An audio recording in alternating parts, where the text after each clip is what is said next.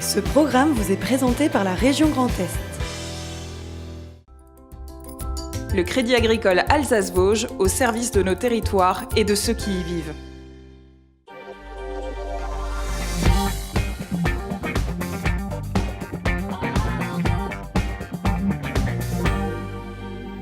Madame, Monsieur, bonsoir, bienvenue pour une heure d'actualité, c'est du 100% Alsace, du 100% régional, mais on quittera quand même un petit peu ce plateau pour un air de vacances. On vous emmènera tout à l'heure pour vous balader du côté de Berlin, ça se passera avec Emmanuel Monod, et vous découvrirez les petits trucs et astuces pour la ville. Célia nous fera découvrir une spéciale Charlélie Couture, grand artiste, grand chanteur. Dans l'actualité, on parlera de ce livre jeunesse, Le cimetière des mots doux, fait par Agnès Ledigue, et Christian Gachet sera avec nous, directeur régional de l'EFS Grand Est. Il y a des vrais besoins en don du sang et on en parlera dans quelques minutes. Avant cela, c'est le JT, Anna Britz.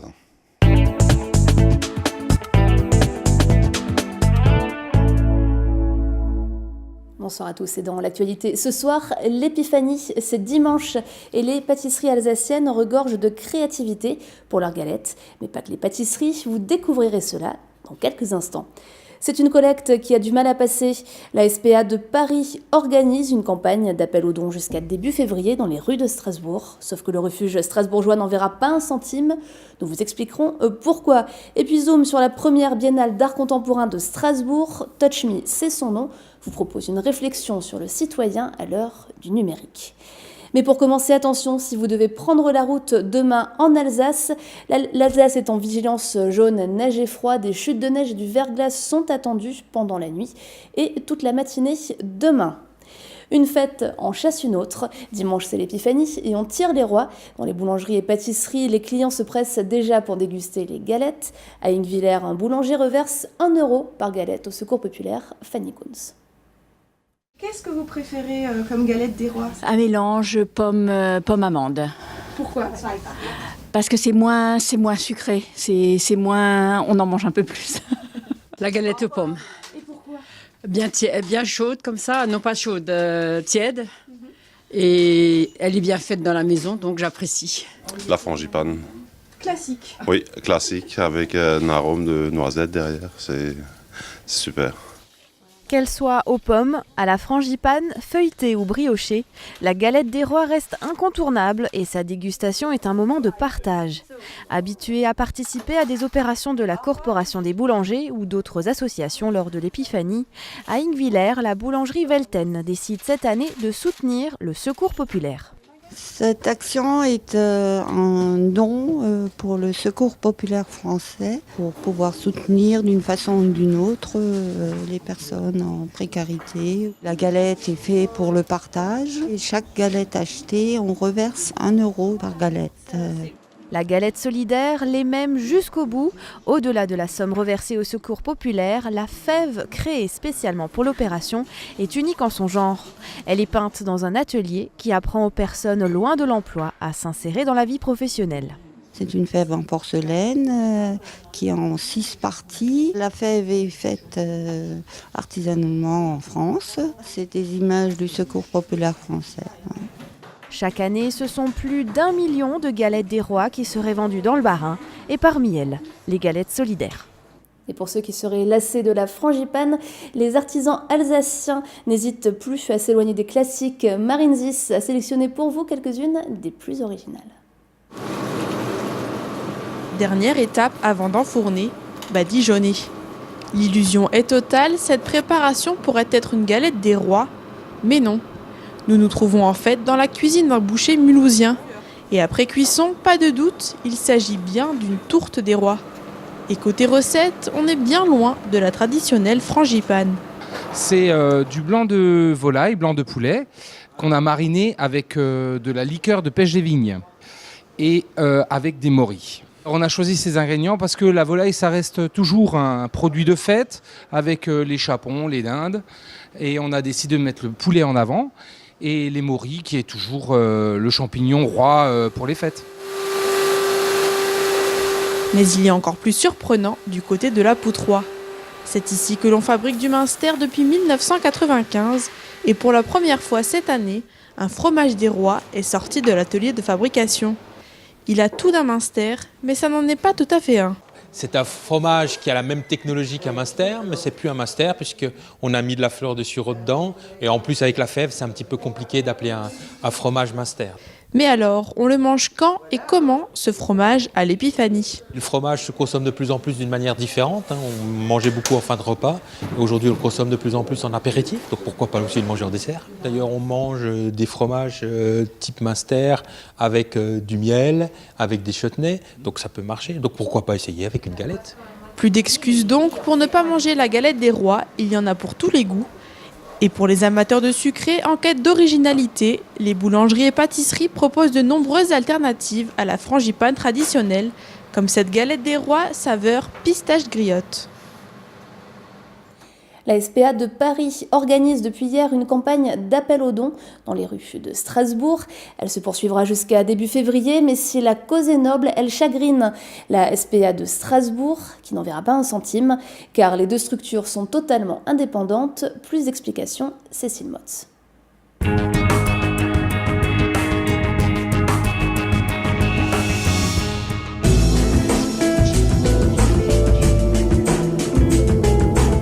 Une concurrence dont les membres de la SPA de Strasbourg se seraient bien passés. Dans un contexte général où les dons aux associations sont en baisse, la SPA de Paris lance une opération de collecte à Strasbourg. Des euros dont le refuge strasbourgeois ne verra pas une miette. La SPA pour le commun des mortels, dont je faisais partie avant de venir à la SPA de Strasbourg, c'était la protection animale, point barre. Et en fait, il s'avère que c'est beaucoup plus complexe que ça. En France, il y a deux articulations. La SPA, que je dirais tout court, basée, si vous voulez, à Paris, et qui elle-même possède effectivement une cinquantaine de refuges, qui est propriétaire du sigle SPA, en fait. Et puis, vous avez 260 refuges en France, et ces refuges sont indépendants et ne vivent que par le biais de leurs propres actions, de leurs propres opérations, et n'ont effectivement rien, aucune aide de la part de la SPA dite parisienne. Si tous soutiennent la même cause, la manière de faire des refuges franciliens, bien que légale, déplaît. La présidente de la SPA de Strasbourg a contacté ses homologues parisiens, mais sans effet. Je me suis rendu compte, en prenant contact avec d'autres refuges, qu'une opération identique avait été menée à Lille au mois de décembre et une identique aussi a été menée à Lyon, donc au mois de novembre. Le problème, c'est que si je n'étais pas tombée sur l'annonce, je pense que je serais passée à côté de la plaque. En toute honnêteté, les sommes versées iront uniquement au niveau de la SPA, donc parisienne, et rien au niveau des refuges alsaciens, ni donc pour Strasbourg au niveau du refuge de Cronenbourg. Et ça, j'estime que c'est fondamentalement lamentable, parce que nous avons un travail à effectuer, comme tous les refuges de France, quel qu'il soit. Et que, effectivement, le donateur, quel qu'il soit, lui, ce qui lui importe, c'est qu'on sauve l'animal, qu'on protège l'animal, qu'on l'aide. Et là, je trouve que c'est des querelles, si vous voulez, qui sont au détriment et qui vont ternir, enfin, qui risquent de ternir, effectivement, l'image de la protection animale. Or, pour survivre, les dons ici sont indispensables. Ils sont même la principale source de revenus de l'association. La SPA de Strasbourg a 14 salariés et fonctionne avec une cinquantaine de bénévoles. Chaque jour, il faut 2770 € pour faire vivre ce refuge qui accueille en moyenne 60 chiens, 106 chats, des lapins, mais aussi des gerbilles et des rats. L'argent, il faut souvent aller le chercher. Les plus grosses ressources, c'est les legs, c'est les dons, c'est les cotisations. Les subventions représentent une très petite partie. Ça sert à nourrir les animaux, à soigner les animaux, à payer les salaires, les charges, le chauffage, tout ce qui est nécessaire pour faire vivre un animal dans de bonnes conditions, enfin, dans les conditions les plus optimales possibles, bien évidemment. Demain, des membres de la SPA de Strasbourg ainsi que ceux d'autres refuges alsaciens seront au centre-ville de Strasbourg pour sensibiliser les habitants à leur travail.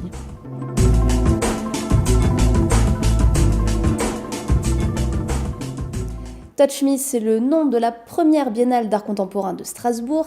Elle a ouvert ses portes fin décembre à l'Hôtel des Postes et vous emmène à la rencontre du citoyen à l'ère du numérique, Cécile Motz.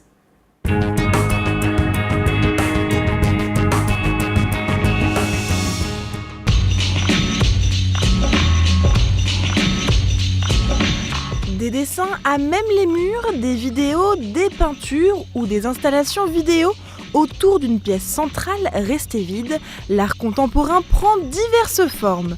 Depuis le 15 décembre, une quarantaine d'œuvres de 18 artistes cohabitent pour cette première biennale de Strasbourg, et cela dans un but précis, questionner la place de l'humain à l'ère du numérique.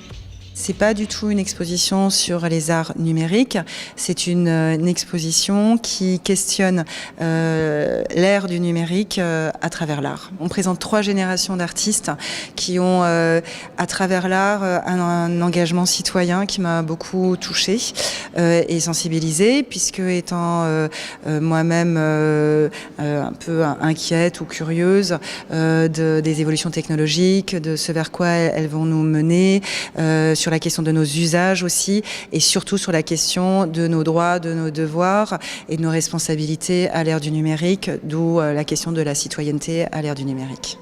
Plus qu'une exposition, une biennale est un projet à long terme et sous-entend un rendez-vous tous les 2 ans. Et pour sa première édition, la biennale s'est installée à l'Hôtel des Postes. J'ai eu vent de la transformation prochaine de l'Hôtel des Postes et j'ai contacté les propriétaires parce que cet Hôtel des Postes a vu se développer toute l'histoire des services postaux et des télécommunications depuis la toute fin du 19e siècle jusqu'à nos jours. C'est un lieu qui est devenu vétuste à l'arrivée de la fibre optique, et je trouvais que c'était déjà un lieu qui était directement connecté avec le sujet, puisque en définitive, la révolution digitale a eu un impact sur le bâti historique aussi et sur la destination du bâti historique. La Biennale de Strasbourg, c'est aussi des rencontres avec des artistes, des débats ou encore des œuvres au centre-ville de Strasbourg, place Gutenberg.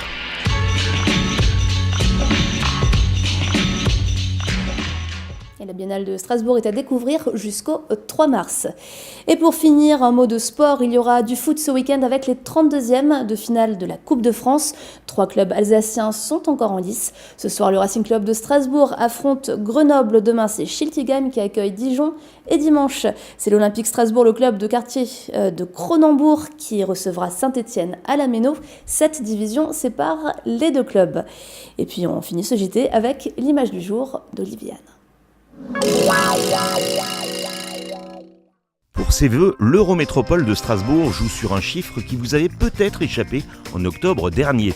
Pour ses 50 ans, l'agglomération alsacienne a en effet franchi le chiffre très symbolique des 500 000 habitants.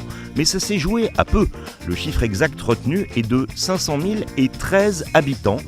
On se joint donc à Robert Herrmann pour souhaiter une bonne année à ces 500 013 eurométropolitains. Et voilà, on a dépassé le demi-million. C'est plutôt une bonne chose. Merci beaucoup pour cette info. On accueille le plateau Alsace 20. Venez, Emmanuel Monod, ce petit air de vacances qui nous attend avec Célia. Vous la connaissez, Agnès Ledig, qui est fréquemment chez nous, auteur avec le cimetière des mots doux. Et Christian Gachet. Installez-vous, Christian, vous avez une belle petite goutte de sang juste devant vous. Je vais quand même rappeler que vous êtes le directeur régional de l'établissement français du sang Grand Est. On va parler des besoins du sang dans un instant. Vous nous expliquerez aussi, Agnès, pourquoi vous avez souhaité être aux côtés de Christian Gachet. On regarde juste avant la météo et on revient de suite. Des châteaux de la Loire au delta du Mékong, idées week-end ou voyage au long cours, vos vacances au fil de l'eau partout dans le monde avec Croisière Europe.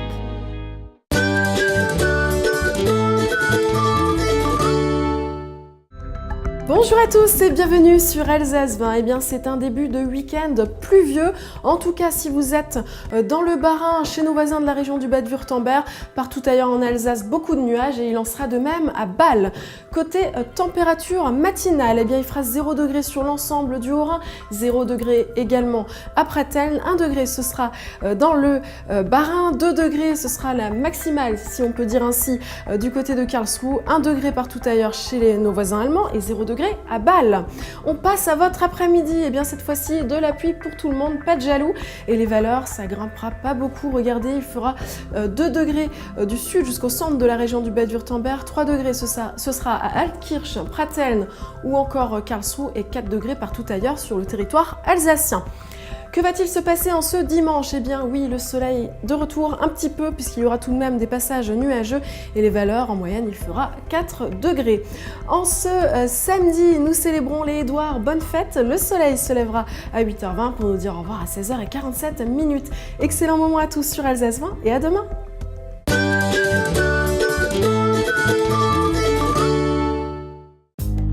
Vos vacances au fil de l'eau avec CroisiEurope. Croisière fluviale et maritime au départ d'Alsace et jusqu'au bout du monde. Et deux invités ce soir sur le plateau d'Alsace 20, Agnès Ledig. On va parler le cimetière des mots doux de cette bande dessinée. Et à vos côtés, il y a quelqu'un que vous avez souhaité sur ce plateau, qu'on vous aura invité quand même. Hein, je vous rassure, Christian Gachet, directeur régional de l'EFS. Vous savez qu'on est derrière vous. Voilà, pourquoi vous avez souhaité que l'établissement français du sang soit ce soir sur ce plateau? Mais parce qu'il y a une continuité par rapport à l'album jeunesse autour du don de sang. Et puis j'ai souhaité m'engager aussi auprès de l'établissement français du sang en tant qu'ambassadonneuse pour promouvoir le don de sang parce que c'est nécessaire. Je l'ai vécu il y a une douzaine d'années en tant que maman et je pense qu'il faut en permanence rappeler l'importance du don de sang. Donc c'était une occasion. Voilà, c'est une super ambassadonneuse. Hein. C'est une ambassadonneuse merveilleuse et qui effectivement est venue voir l'EFS, a demandé ce qu'elle pouvait apporter en tant que personne qui a une notoriété évidente. Ouais. Et tout le principe des ambassades d'honneur, c'est celui-là, et vous en faites partie également. Et exactement. Je vous en remercie, voilà, et d'autres journalistes ici présents, et d'autres personnalités en Alsace comme dans le reste du Grand Est, qui prêtent leur concours avec effectivement leur réseau qu'ils mobilisent pour cette cause importante. Voilà, on y reviendra, on parlera des chiffres aussi tout à l'heure. Je dirais, Agnès, qu'on parle de ce livre, Le cimetière des mots doux. C'est l'histoire d'une petite fille, elle a un tout beau prénom d'ailleurs, elle s'appelle Annabelle, et elle a un chéri, cette petite Annabelle. L'amoureux en question, il s'appelle Simon, et ils vivent voilà, des histoires de gamins, hein, des petits émois, etc. Sauf, voilà, on les voit, ils se baladent près des chênes, ils se baladent dans la forêt, ils s'entendent bien. Enfin, ils sont amoureux. Ils sont amoureux. Vous parlez de petits émois, ils sont amoureux. Ils sont vraiment amoureux, sauf qu'on va très vite voir que Simon, il va pas rester là très longtemps. Ben, en fait, c'est un album particulier parce qu'il a été tiré de mon dernier roman. Voilà, qui était celui-ci. Je voulais aborder la chose pour les enfants. C'était important de parler de la maladie, donc de la leucémie, dans le roman. Et après, je me suis dit, mais les enfants aussi ont besoin de comprendre un peu ce qui se passe. Et ce sont des choses qui arrivent. Parfois, des enfants ne reviennent pas en classe le lundi matin parce qu'on leur a dépisté une maladie grave. Et les enfants autour, il faut bien leur expliquer, il faut bien leur dire. Ça fait partie de la vie. Et donc, j'avais envie d'aborder ça pour les petits. Et alors, il y a ce dessin qu'on va découvrir. Annabelle et Simon ont l'habitude de se retrouver en forêt, c'est ce que je vous disais. Un jour, il ne vient plus du tout en classe. Elle verra quasiment plus Annabelle, comme il l'appelle, Simon. Il ne verra plus. Et quand ils se voient cette dernière fois, on voit que l'auteur du dessin a soigné ce beau dessin. Le petit garçon n'a plus de cheveux. Il a une chimio, il a une leucémie. Oui, tout à fait. Et c'est difficile parce que tout s'arrête du jour au lendemain et tout est coupé, c'est-à-dire que l'enfant entre en chambre stérile, il y a éventuellement les frères et sœurs qui peuvent aller le voir à travers la vitre, etc. Mais pour les petits camarades de classe, il y a cette coupure, cette distance, on peut faire des lettres, etc. Mais c'est assez incompréhensible. Et cette petite, c'est pour ça que je dis qu'ils sont amoureux, c'est-à-dire qu'elle dit à plusieurs reprises, c'est important qu'a cette relation et cette coupure qu'elle vit et qui est difficile à vivre. Alors, il y a un moment qui se passe à l'école, on va y venir. Est-ce que ce sujet de la mort, que vous abordez dans une bande dessinée, qui est très tendre, hein, voilà, qui est très romantique aussi avec l'histoire des deux enfants, est-ce que cette histoire de la mort, finalement, on n'en parle jamais? Il y a un tabou sur la mort. Hein. Et c'est vraiment la raison pour laquelle j'ai voulu écrire à la fois le livre et l'album jeunesse. Il y a un tabou alors que la mort fait partie de la vie. C'est ça. Et les enfants se posent beaucoup de questions. Et je l'avais vu durant une intervention l'année dernière où je parlais de la naissance en tant que sage-femme, où je parlais de comment on fait les bébés, etc. Et déjà là, j'avais eu des questions sur la mort, parce qu'il y a des enfants qui ont perdu un petit frère in utero. Et aujourd'hui, on a eu un témoignage d'une institutrice qui l'a eu entre les mains, qui l'a trouvé très beau, mais elle s'est dit... qu'est-ce que je fais? Est-ce que je le raconte aux enfants ou pas? C'est un sujet difficile. Et elle y est allée, en les prévenant, en disant, voilà, c'est une histoire triste que je vous raconte aujourd'hui. Il y a eu le silence dans la classe. Et après, elle a dit, il y a eu plein de questions. Et on leur avait jamais peut-être donné la parole pour s'exprimer. C'est-à-dire aussi que ce ne soient pas les parents. Voilà, aussi, en plus, et puis ils le vivent dans le silence, mais ils le vivent aussi. Et on a tendance un peu à oublier que chacun vit à sa façon le deuil. Mais justement, dans ce livre, la petite justement va à l'enterrement de Simon, et on a souvent un petit préjugé sur l'enterrement. On se dit, est-ce qu'il faut quand même emmener nos enfants à un enterrement? Est-ce que ça va pas les choquer? Comment est-ce que ça nous aide à faire est-ce que ça les aide aussi, ces enfants, à faire le deuil? Bien sûr, parce que ils sentent les choses de toute façon. Donc si on leur cache quelque chose, eux vont sentir qu'il y a un problème à l'intérieur d'eux. Ils sentent la détresse ou le chagrin des parents et puis ils ne comprennent pas pourquoi. On leur dit, il est au ciel, ça veut dire quoi, il est au ciel? Là, il y a un côté concret, c'est-à-dire qu'elle voit ce qui se passe et ça me semble important pour les enfants, de ne pas leur cacher la vérité. Et nous, on a eu une fille après le décès de notre enfant, elle pleure quand on va sur la tombe, elle ne l'a jamais connue, mais elle... Parce que ça fait partie de notre histoire et c'est comme ça. Et c'est important. On retrouve dans tous vos récits, en fait, l'amour de la forêt, l'amour des feuilles, etc., l'amour des arbres. Oui. Voilà, avec Agnès Ledig, il y a l'amour des arbres, et il y a cette petite qui a perdu son Simon, et qu'est-ce qu'elle fait? Elle va autour d'un arbre, et elle va, le prendre dans ses bras. Et c'est l'arbre de Simon, en plus, parce que depuis tout petit, il a l'âme d'un arbre, il peut rester à regarder le bruissement des feuilles pendant des heures, et cet arbre-là, il va réincarner Simon quand il n'est plus là. Et c'est aussi ce que je voulais transmettre dans l'album, c'est une notion d'outil. C'est-à-dire qu'elle va enterrer des mots doux au pied de l'arbre et ça donne une continuité dans la relation qu'elle a avec Simon. Voilà, les mots doux, ils sont là, regardez-les. Et ça me semble important aussi de donner aux enfants un outil pour garder ce lien émotionnel comme un arc-en-ciel d'amour de cœur à cœur. Tout ne s'arrête pas. C'est-à-dire qu'on peut donner l'outil d'une continuité et puis on les garde dans nos cœurs parce qu'ils restent là. Et alors, à qui s'adresse, vous posez peut-être cette question devant vos écrans, à qui s'adresse cette bande dessinée? Vous signez, vous écrivez... Un album. Oui, c'est un album, effectivement. Vous écrivez à la fin de la bande dessinée: chers adultes, ce livre s'adresse aux enfants, même s'il aborde le sujet de la mort, vous ne voulez pas finalement que ça reste tabou. Vous voulez qu'on en parle. Faut qu'on en ça parle. vous est arrivé, vous, dans votre chair. Ouais. Vous savez la douleur qu'est la perte d'un enfant, mais vous dites, voilà, il faut en parler. Et on prévient les parents à la fin, peut-être que vous allez pleurer en le racontant, peut-être que les enfants vont pleurer en écoutant l'histoire, et c'est pas grave. Vous l'avez lu déjà, celui-là, Christian? Oui, j'ai eu la chance qu'on me le présente avant qu'il ne paraisse. Ouais. Donc c'est un privilège. Je remercie Agnès Ledig pour ça. Un peu pistonné sur ce coup. Oui, si vous voulez. Très agréablement. Oui, non, c'est un bel ouvrage. Et bien évidemment, alors au-delà de l'histoire elle-même et de ce que vient de dire Agnès Ledig, il y a les illustrations qui sont absolument extraordinaires. Exactement. Très, très un petit mot belles. sur Frédéric Pillot. Voilà. Et voilà, qui est un ensemble tout à fait remarquable et qui, alors en l'occurrence, raconte quelque chose où à la fin il y a un échec de la thérapeutique, et en particulier de ce que la transfusion peut faire.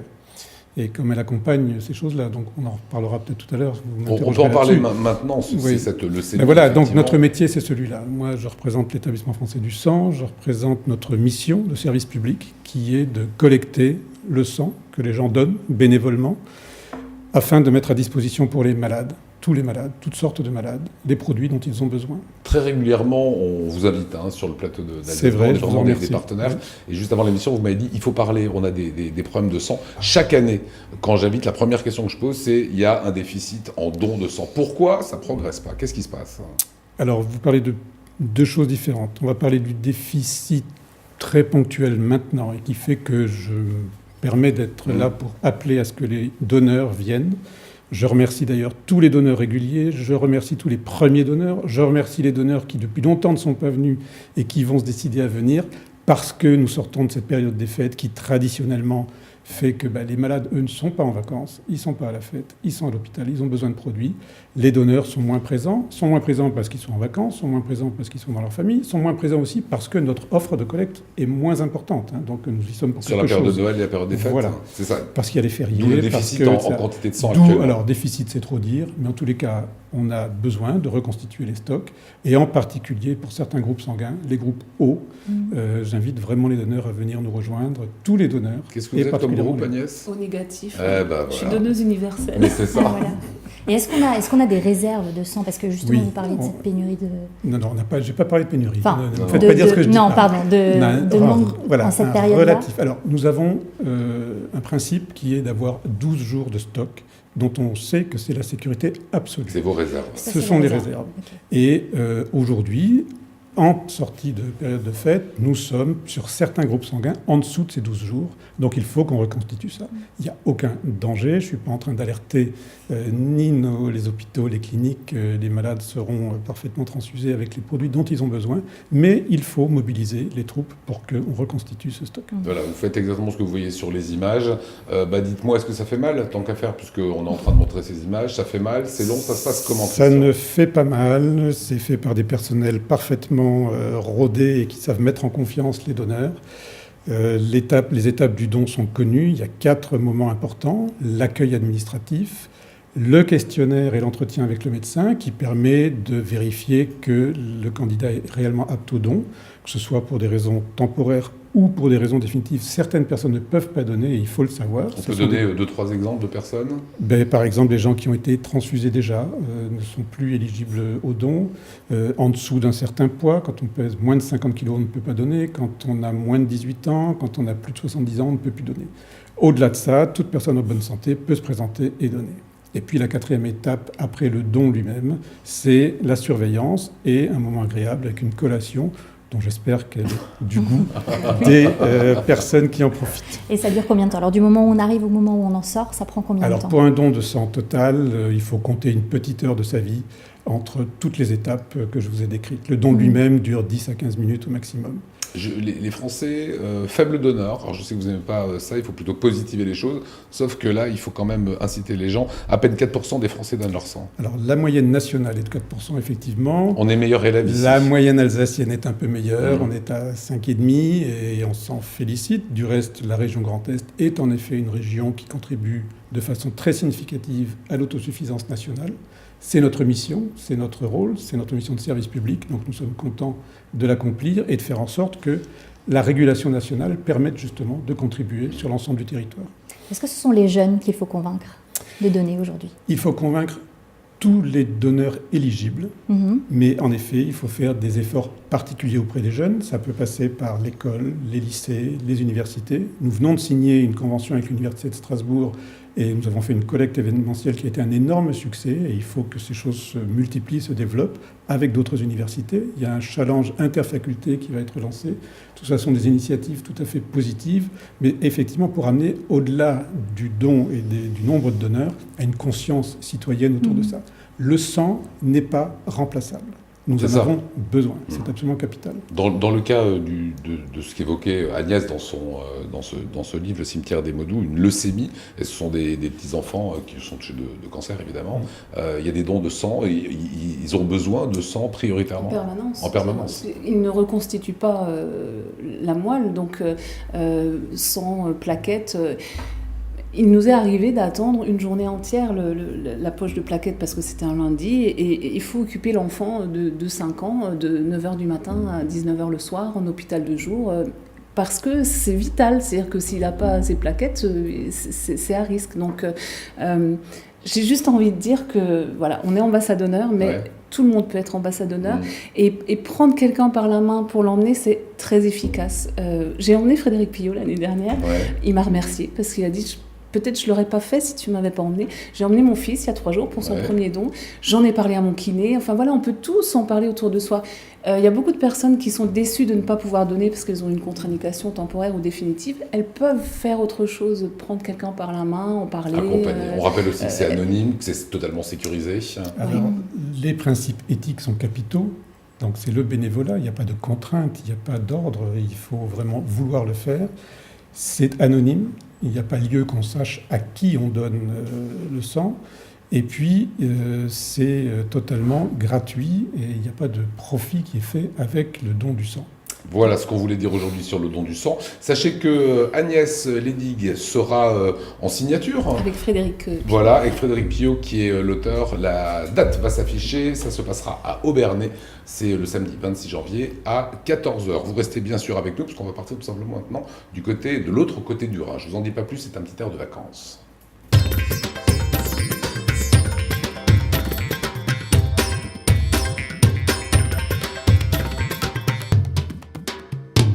Bonne année, ma petite Emmanuelle. Bonne année, Vous revenez Lionel. Bonne d'où, année à hein tous.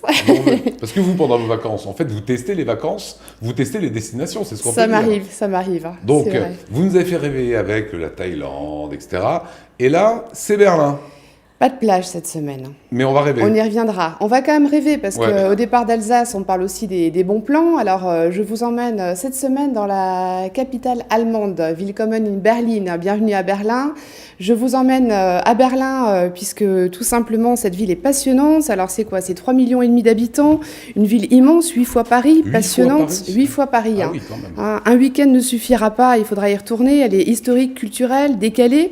Aujourd'hui, c'est vraiment l'une des villes européennes les plus en vogue. Alors bien sûr, je vais vous parler des Nuits sans fin berlinoises, de ses 170 musées, de ses festivals, de la bière, des currywurst, de son coût de la vie extrêmement J'adore bas. passer du musée au currywurst. C'est pour vous montrer en quelques mots, en quelques instants, que vraiment c'est une ville qui m'a vraiment séduite. Je vais vous donner plein de bonnes raisons d'y aller, qui finiront, j'espère, par vous convaincre d'y aller. Alors c'est vraiment un mélange entre ancien et nouveau, rénové et démodé. La fameuse Trabant 601, on peut d'ailleurs en louer une et puis se balader. Tu c'est peux quand louer même, une petite Trabant. On peut louer une petite Trabant, se Allemagne de balader à l'Est, travers, voilà, Allemagne de l'Est. Donc bien sûr, fort symbole de la Trabie, c'est le fort symbole de la démocratie allemande. Voilà, et alors contrairement à Paris, à Berlin, on respire. Hein, on a dit c'est 8 fois Paris, mais c'est vraiment une capitale européenne où vous avez des Espace grands vert, espaces verts, notamment le parc du Tiergarten, qui fait plus de 200 hectares. On peut s'y promener, y flâner, très très beaux arbres, des très belles allées dans lesquelles on peut se détendre. Hein. Oui, je connais bien. Et vous vous reconnaissez dans les images? Absolument. Oui. Vous y retournerez, vous le préconisez? Très volontiers. Donc c'est un très bon choix. Yes. C'est aussi une balade dans l'histoire. C'est une balade dans l'histoire. Alors qu'on soit féru d'histoire ou non, on ne peut pas bien sûr ne pas parler de cette forte ville riche en histoire. Alors on voit bien sûr la porte de Brandenburg qui fait partie intégrante, qui est le grand symbole de la ville, qui faisait partie intégrante du mur de Berlin, le Reichstag, le mémorial. Hein, c'est bien sûr plein de symboles. C'est également l'île au musée. Alors là, on voit la Trabant passer. Je vous disais, c'est pas une blague, on peut la louer. C'est aussi bien sûr Berlin, une ville avant-gardiste au niveau artistique et écologique également. Hein. Ouais, qui n'est pas le cas de la Trabant. Ce qui n'est pas le cas de la Pas Trabant. du tout. Voilà, c'est quasiment... Il a fallu parfois attendre des années, hein, les gens qui ont commandé et qui attendaient 10 ans pour pouvoir s'en procurer. À mon avis, elle est interdite à Paris. Qu'est-ce qu'il y a d'unique et qu'est-ce qu'il y a d'attirant à Berlin? Alors, Berlin se vit vraiment au jour le jour. Hein, je vous le disais, on peut s'y promener, on peut s'y balader. Boire une bière. Hein. Boire une bière, on a parlé de la currywurst, des spécialités turques également. On sort des fêtes, hein, Okay. c'est normal, un petit peu de bonne humeur. C'est vraiment, voilà, à Berlin, c'est dans la rue que se vit Berlin le mieux. C'est une véritable source d'inspiration pour les Européens créatifs. Alors, l'East Side Gallery, c'est le bon exemple. C'est ce qu'on voit là. Hein, ce morceau du mur de Berlin qui est encore debout, c'est le morceau le plus long, 1,3 km. Il sert de support à 106 peintures qui ont été réalisées par des artistes du monde entier. Voilà, East Side Gallery, c'est vraiment une galerie d'art à ciel ouvert. Hein, on s'y balade soit à pied, on se promène tout le long. On peut également louer un vélo et découvrir ces magnifiques peintures. Hein. Et le Berlin by Night, c'est top. Le Berlin by Night, ça c'est très sympa aussi. Voilà, le petit plus aujourd'hui de la chronique. Alors le petit plus au départ d'Alsace, vous avez deux possibilités. Le vol direct avec EasyJet au départ de Bâle-Mulhouse. Également au départ de Baden-Baden, le vol Germanwings. Comptez à peu près entre 60 et 80 € l'aller-retour avec un bagage à main. 1h30 de vol. Autant dire que c'est peu pour... 1h30 de vol quand même. 1h30 de vol quand même. C'est comme Barcelone, c'est la même distance depuis... ouais, comptez 2 heures, 1h30, 2 heures pour Barcelone. Voilà. Et la bonne astuce pour finir La bonne astuce, alors il y a plein de choses à dire sur Berlin, effectivement, un seul week-end ne suffira pas. Si vous partez au printemps, à l'été, allez au Mauerpark. Mauerpark, c'est juste subliminal, c'est plein de musiciens, c'est des karaokés géants. On peut s'asseoir sur les marches. On s'assoit sur les marches, on regarde toutes ces petites pépites venues d'Angleterre, d'Australie, de Nouvelle-Zélande. On peut aussi aller se promener au marché aux puces, où vous y trouverez des meubles, des vélos, des vêtements, rétro, objets de déco, seconde main, sortis des caves et des greniers. Un véritable marché vivant. Voilà, qui donne en tout cas envie. Ça vous tente, Célia? Oui, ça me tente bien pour un week-end. Moi, j'aime bien. Parce que vous êtes plutôt canapé, en fait, le week-end. C'est pas vrai. Si, vous bougez pas. Ça dépend. Vous restez chez vous et vous regardez les programmes d'Alsace. Voilà, bah oui, bien sûr. La majeure partie du temps, c'est ce que je fais. Dans un instant. Pour tous les voyages dont nous parle Emmanuel, vous avez l'adresse qui va s'afficher, qui reprend tout l'intégrale des propositions et des destinations. Chaque semaine, on marque une toute petite page de pub et à faire dehors, à voir sur votre canapé. Célia, c'est après ça.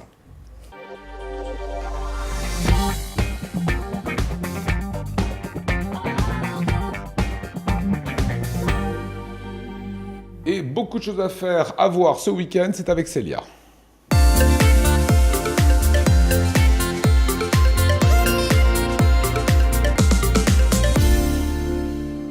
Bonjour, bonjour et bonne année à tous, bien sûr, meilleurs vœux.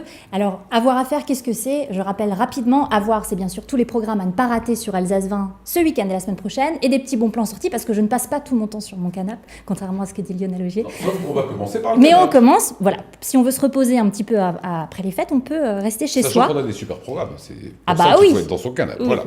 Alors ce week-end, on peut rester bien au chaud sous son plaid et pour bien commencer l'année, on vous a préparé à l'antenne un documentaire qui retrace l'épopée américaine de Charles-Élie Couture.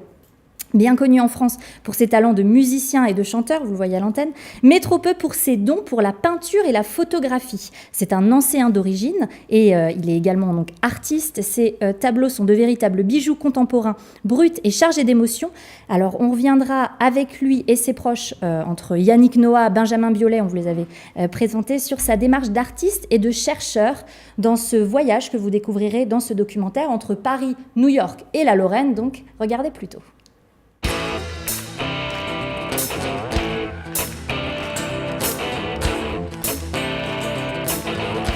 Originaire de Nancy, l'artiste Charles-Élie Couture se dévoile pour la première fois devant une caméra. Son œuvre multiple et foisonnante exprime la singularité d'un homme qui se veut discret. Être son antithèse, son contestataire. Inclassable, un artiste et un parcours unique, également raconté par Benjamin Biolay, Patrice Lecomte et bien d'autres. Pas d'autrui, s'inventer le meilleur, fantasme et utopie. Voilà, vous avez vu Yannick Noah et Couture, c'est le frère de Tom Novembre. Voilà, les deux frangins, c'est le frère de Tom Novembre. Les deux ont autant de talent. Autre génie maintenant de la musique, ça c'est plus local, mais c'est exceptionnel. Oui, tout à fait. Vous avez été nombreux à nous l'avoir demandé et ce week-end, on vous propose une rediffusion du concert de Biréli Lagrène. Au Festival du Gré du Jazz de la Petite Pierre, c'était en 2017, le jazzman alsacien nous avait offert une prestation au sommet de son art, accompagné de 3 compatriotes, Frank Wolf au saxophone, Onno Winterstein à la rythmique, et il y a aussi William Brunart à la contrebasse. Alors on part faire un tour avec l'enfant prodige de la guitare Manouche, bande annonce.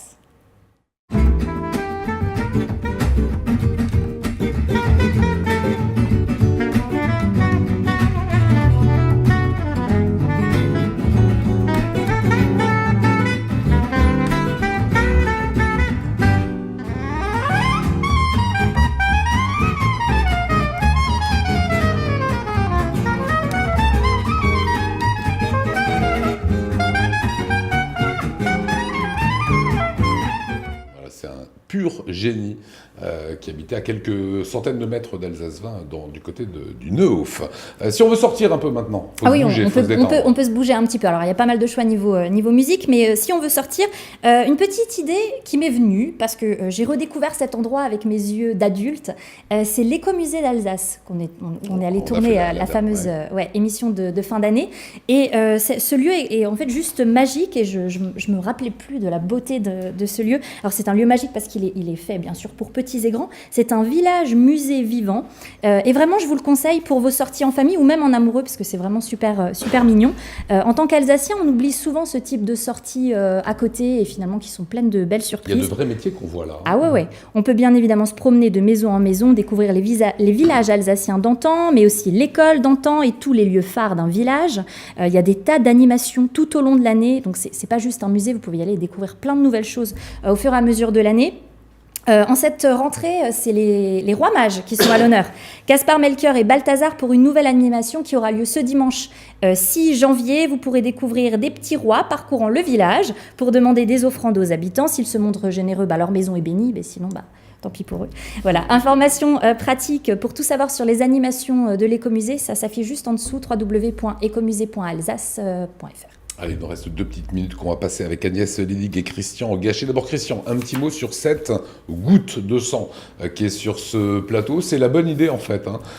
Aussi, ça marque les esprits pour les ambassadeurs. Alors, c'est une merveilleuse idée et c'est un cadeau superbe que nous fait la cristallerie de Meisenthal, qui nous a soufflé ces merveilleuses boules de verre et qui symbolisent évidemment le sang et dont on a plaisir à voir vous, Agnès, d'autres ambassadeurs, les porter très joliment et s'afficher sur les murs de la ville. Donc ça fait plaisir et c'est effectivement un très beau symbole. Et je remercie vraiment la cristallerie pour ça. Voilà, et Mathieu Chanvillard, qui n'est pas avec nous sur ce plateau, ambassadeur d'honneur, bien évidemment, l'homme des sports sur Alsace-Vin, qui fait des billets d'humeur le jeudi, vous le voyez à l'antenne. C'est quelqu'un que je croise évidemment tous les jours au bureau, mais tous les 15 jours avec un petit pansement. Voilà, c'est l'un des plus grands donneurs, en tout cas, qui m'ait été donné de rencontrer. Et je voudrais qu'on termine, Agnès Ledig, avec le cimetière des Maudous. D'abord, c'est plein de poésie, ce titre de Maudou. Et je voudrais qu'on dise un mot de Frédéric Piot. On va revoir quelques dessins comme ça qui lui sont attribués. C'est une superbe rencontre avec Frédéric Piot. Oui, on s'aime beaucoup, et je crois qu'on a un jour un ami m'a dit il met des dessins sur tes mots. Et là, c'est ce que j'ai ressenti, c'est-à-dire qu'il y a vraiment une belle interaction entre nous deux, une complicité. Et je suis très heureuse de travailler avec lui.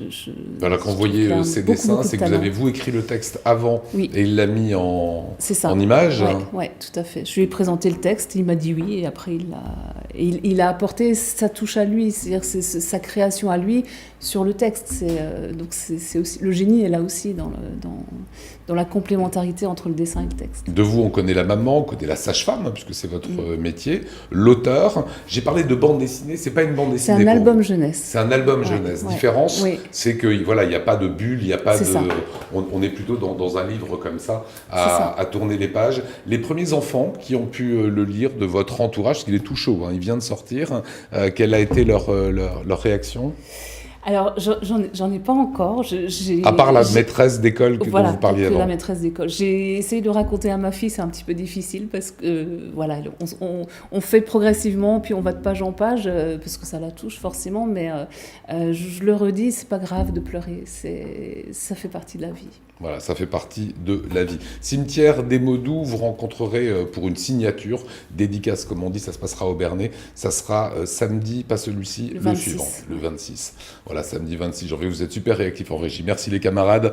On va se quitter dans un instant avec le magazine du Grand Est. Merci Emmanuel pour ce voyage à Berlin. Merci Célia. Merci beaucoup Monsieur Gachet. Merci Christian pour toutes ces informations-là. On rappelle qu'il faut donner son sang. Merci à vous. Et que c'est une vraie urgence. De nous accompagner dans cette mission. Voilà, c'était un plaisir. Tous les vendredis, vous le savez, Alsace vous amène dans le Grand Est, là où travaille M. Gachet. C'est vaste, c'est le magazine Une semaine dans le Grand Est. Moi, je vous souhaite de passer un très bon week-end et on se retrouve lundi. Salut.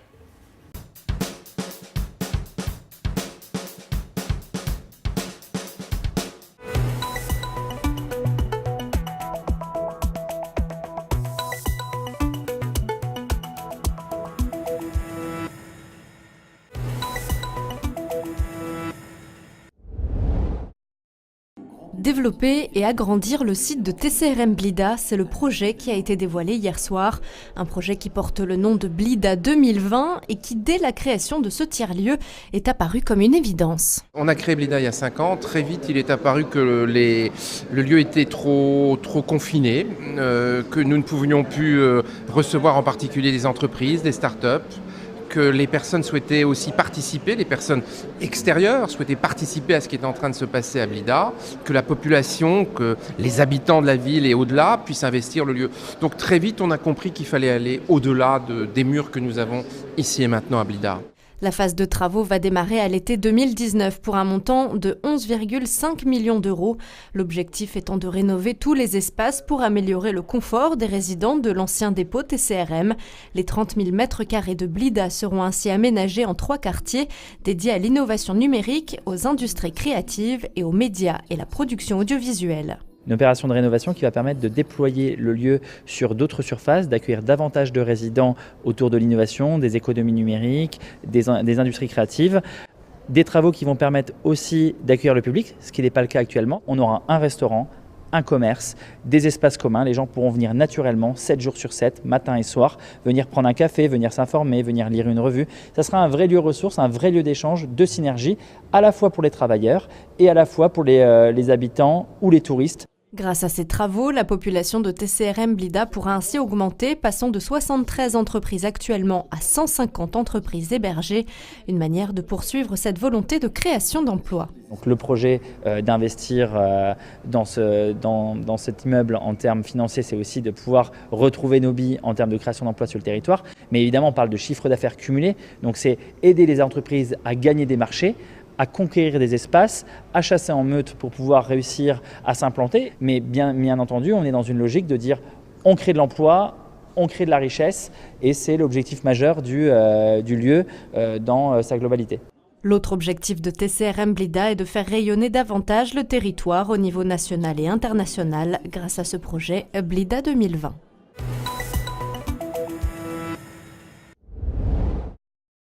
Ici, à Lusigny-sur-Barse, après 9 heures de route, ces éleveurs vosgiens protègent leur achat de plus de 200 tonnes de paille. Il n'y a pas de neige encore.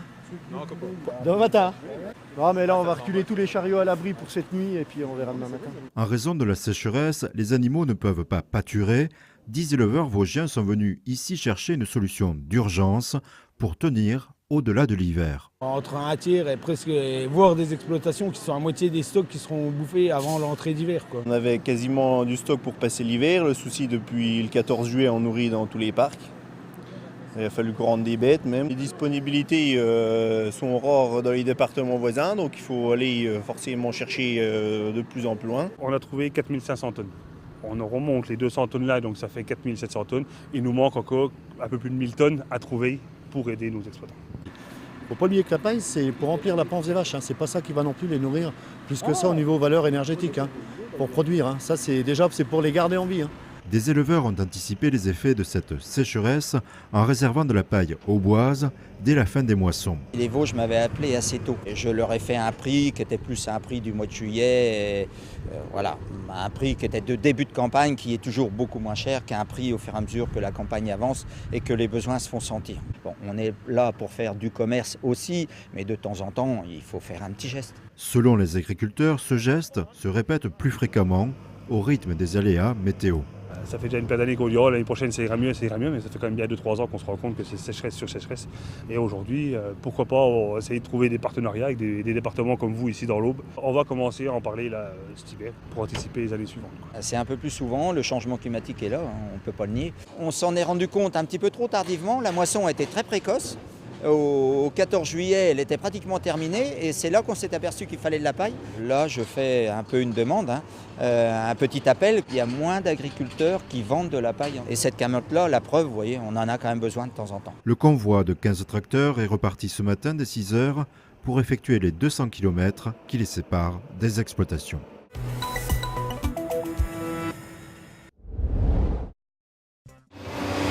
Les premiers coups de pelle ont été donnés samedi dernier au col de la Chourte, à 1139 mètres d'altitude. Sur la route des Crêtes, ce trait d'union entre les Vosges et l'Alsace entame sa renaissance. Il aura fallu 26 ans de démarches administratives, mais cette fois-ci, on entre dans la phase concrète. Je pense que c'est une bonne idée parce que c'est quand même dommage qu'un endroit comme ça soit juste un carrefour et un parking. Il y a tellement de monde.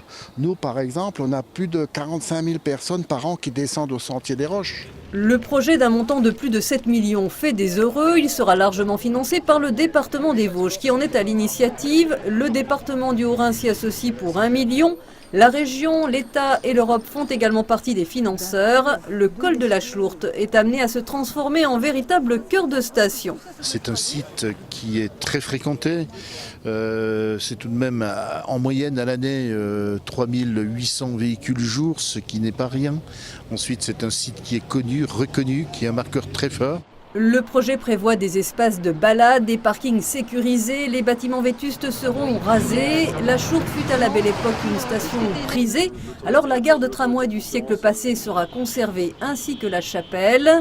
La route déviée, elle passera derrière le chalet-hôtel du Tétra totalement réhabilité qui hébergera des lieux d'accueil pour les randonneurs, une location de ski, une boutique de souvenirs, une brasserie ainsi que l'office de tourisme Vosges-Alsace et surtout la Maison des Vosges, un musée d'histoire et de valorisation de la nature et de l'histoire locale.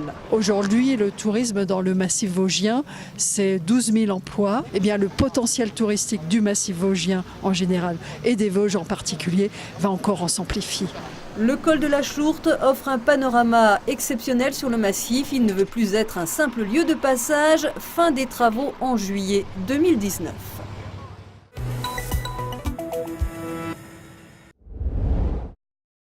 Jaune, écarte à droite, jaune, jaune. Maintenant, on écarte à gauche, rouge. Depuis plus d'1 an, Élodie pratique une activité équestre aux Zonenhof. Résidente de cette fondation protestante, cette jeune femme en situation de handicap apprend à diriger un âne à l'aide de longues graines. On utilise la discipline des longues graines, donc, avec Jacob, un âne. Et donc le principe, c'est que c'est Élodie qui dirige son cheval, pas dessus. Anne, oui exactement, pas dessus, mais derrière lui. Donc ça mobilise Élodie au niveau motricité. Ça lui demande beaucoup de concentration. Voilà, Jacob, il travaille très bien et ça travaille également la relation entre Jacob et Élodie. Se soigner en prenant soin des animaux, c'est ce que l'on appelle la médiation animale. Et c'est tout l'enjeu de ce village thérapeutique qui accueille plus de 1000 personnes en situation de handicap mental. Pionnier dans ce domaine depuis une quarantaine d'années, le Zonenhof utilise l'animal pour améliorer le bien-être et faciliter l'apprentissage des résidents. La particularité du lien avec les animaux, c'est que les animaux ne jugent pas. Ils prennent la personne telle qu'elle est, ils n'ont pas d'appréhension non plus, donc ils continuent à réagir comme tout à chacun. Très clairement, ça apporte un bien-être. La particularité, par exemple, de brosser un lapin ou de caresser un lapin, le lapin a un poil qui est très doux et qui apaise. Au fil du temps, le mini-zoo du village s'est transformé en véritable parc animalier pédagogique et héberge aujourd'hui plus de 130 animaux. Au quotidien, les résidents peuvent les nourrir tout seuls et prendre soin de leur habitat. Et ils se mettent même dans la peau de guide animalier pendant les visites en partageant leurs connaissances. Ils mangent de l'herbe. Et du coup, on pourrait dire que c'est plutôt un herbivore, un carnivore. Herbivore. Les résidents présentent eux-mêmes les différentes espèces et leurs grandes caractéristiques. Et les éducateurs, pour faciliter les choses, ont prévu des pictogrammes sur des petits panneaux. Les enfants sont fascinés par les animaux. La personne qui leur présente, c'est plus une personne en situation de handicap, c'est le jeune qui a la chance d'accompagner, de s'occuper au quotidien des animaux. L'objectif est de changer le regard sur la différence et permettre aux résidents d'être gratifiés pour leur travail. Prochaine étape, construire une maison de médiation pour pouvoir accueillir des classes scolaires.